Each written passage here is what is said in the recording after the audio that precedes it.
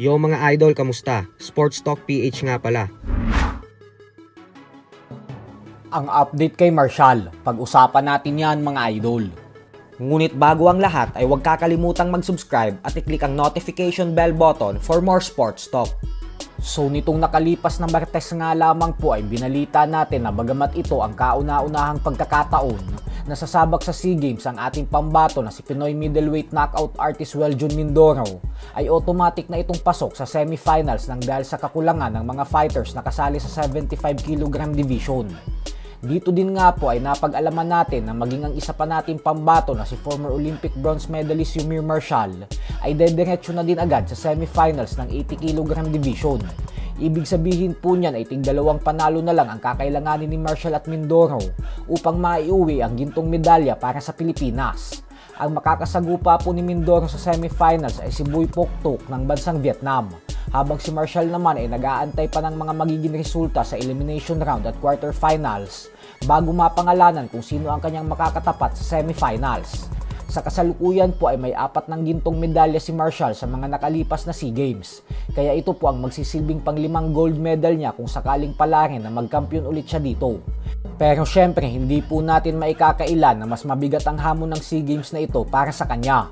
Lalo pat wala pang 2 buwan ang nakakalipas magmula ng huling beses siyang sumampa sa ibabaw ng lona sa professional boxing, kung saan napalaban talaga siya ng husto kay Eddie Colmenares sa Tinilain, Manila.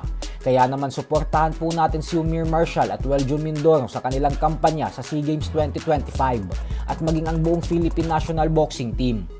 Sa kabilang banda naman mga idol ay 1 linggo na nga lamang po ang inaantay natin at magaganap na ang bigating sagupaan sa pagitan ng former Unified Heavyweight Champion Anthony Joshua at ng YouTuber boxer Jake Paul. At dahil nga po sa heavyweight division sila magtutuos, kaya naman mga heavyweight fighters ang kinuhang mga kasparing ni Jake Paul.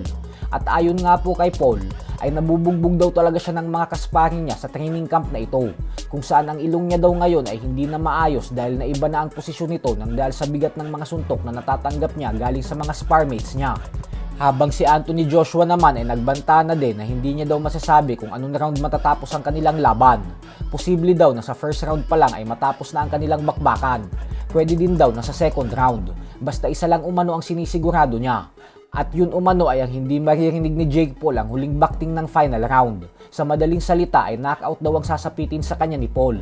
Samantala, bumanat naman nga po ang current WBO and The Ring Magazine Junior Welterweight Champion Teofimo Lopez sa pound for pound king Terence Crawford, kung saan sinabi ni Lopez na kung iisipin umano natin ng mabuti ay hindi naman daw talaga lehitimong undisputed super middleweight champion si Crawford nang dahil sa hindi ito nagbayad ng $300,000 sanctioning fee sa WBC na siyang nagresulta ng pagbakla sa kanya ng titulo.